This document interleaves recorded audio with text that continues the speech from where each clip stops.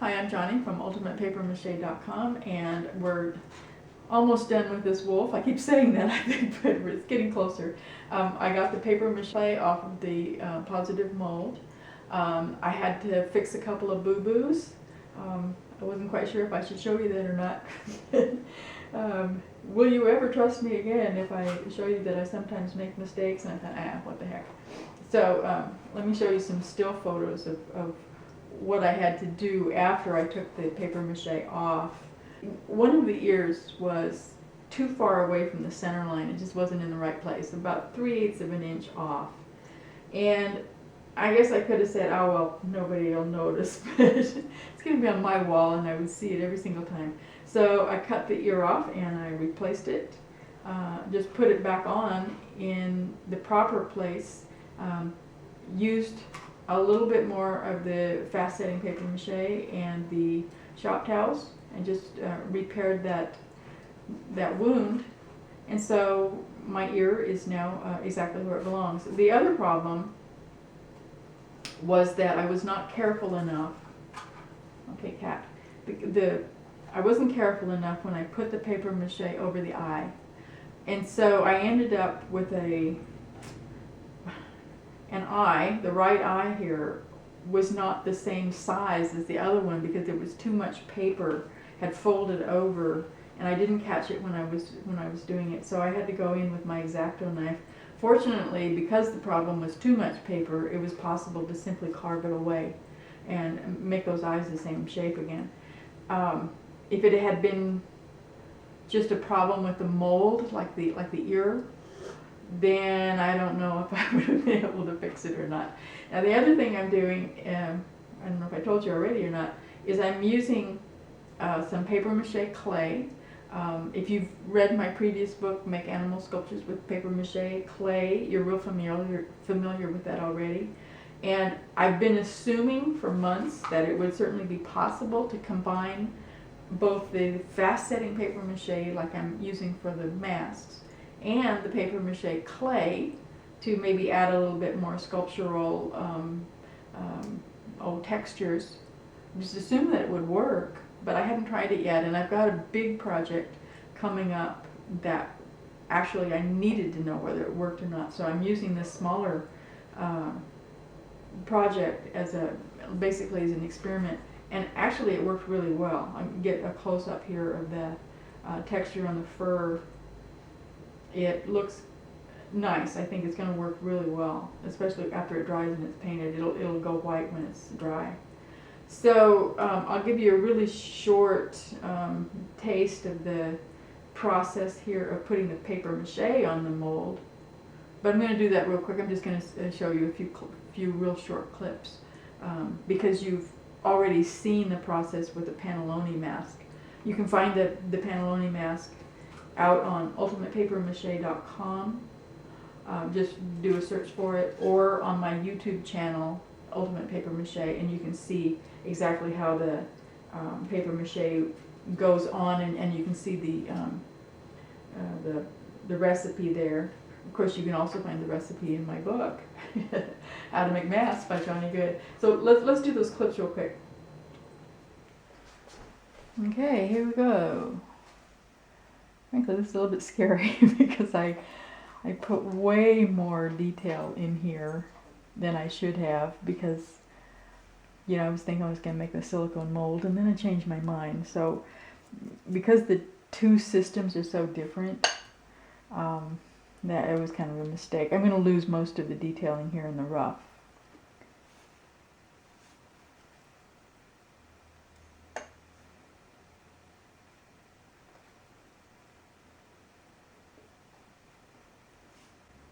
Obviously, if this is the first time you've seen this process, you haven't read the book, or you didn't see the panelone mask video, you might not know that this is not something you'd want to start with. This wolf is taking a lot longer, and it's going to require a lot more patience and care than most of the masks that I have done so far using this method. Just getting used to the materials is important. The way that the paper works, the way that the plaster works, in the paste, all this is probably new. Certainly was new to me. I had never done this before. So you want to get used to using the materials on something a whole lot easier. And the panelone mask, for instance, would be a lot easier. The one in the book that I recommend you start with is the Volto mask. It's a generic female mask that's really popular at carnivals and masquerade balls. And you can make it really fancy with adding, anything you want to, feathers or beads or, you can add anything to it you want to make it exciting. It doesn't, just because it's easier to do doesn't mean it has to be less interesting when it's done.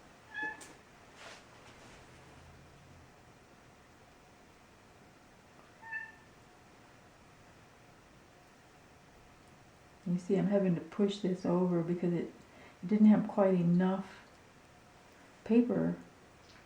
Couldn't stretch quite far enough, so it wasn't going down as deeply into the eye as I wanted it to. So you just had to pull things around, stretch, use your tools, and be really, really patient. It doesn't matter if you take so long that your paste starts getting too hard in the bowl. It's really cheap, so just throw it out, rinse out your bowl, and mix some more. I know that I'm going to have to this time, because this is very time consuming. The pieces that they get smaller when you add 2 layers of paper mache are the nostrils and anything that the paper actually goes inside of. That little area, that little dip or hole or whatever, is going to get smaller because the outside edges are going to be covered with paper. So it brings the edges in closer together. And then obviously the things that will get larger are things where the paper goes on the outside. So that means that, like, my nose here is going to be slightly bigger, although you wouldn't be able to tell really. And the nostrils will get smaller. And the nostrils, because they're a smaller space, you may actually be able to tell. And that's why I went over my clay this morning before I started this process and widened the nostrils and made the little line here for the lips is deeper now than it was, this little line here. I'll lose this line in the middle of the nose, but that's okay because you can always just add that later.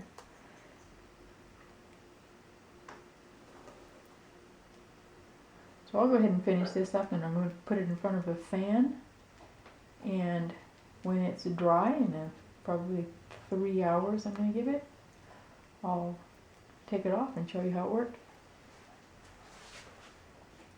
If it doesn't work for some reason, I'll just pretend I never made this video. Wolf? What wolf? Okay, I'll be back. Okay, now I'm getting some help. Thank you, Keely. Thank you.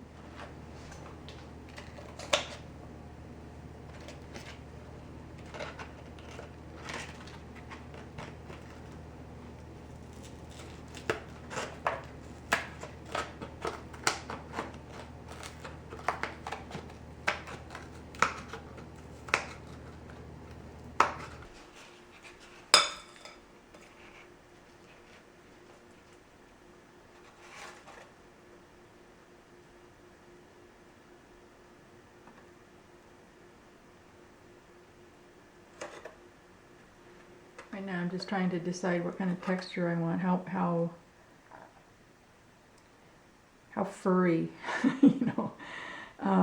I put those lines in before, then I knocked most of them out. You know, just smoothed them over. And I put some of them back in, you know, just playing around. And when we're having fun, right? That's what this is all about.